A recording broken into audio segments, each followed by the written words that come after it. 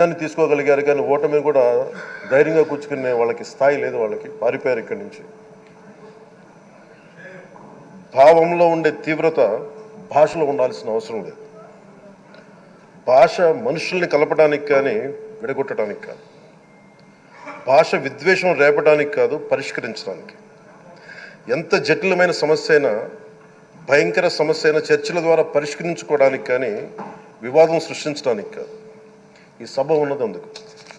కానీ మనం చూసింది వాళ్ళ దగ్గర నుంచి బూతులతోటి, వ్యక్తిగత దోషులతోటి రాష్ట్ర పురోభివృద్ధిని ఆపేశారు. అలాంటి సభ కాకుండా ఇందాక మన పెద్దలు శ్రీ గౌరవ ముఖ్యమంత్రి చంద్రబాబు గారు చెప్పినట్టుగా ఇది భవిష్యత్తుకి ఇది ఒక ప్రమాణిక, ఒక ప్రమాణం అవ్వాలి.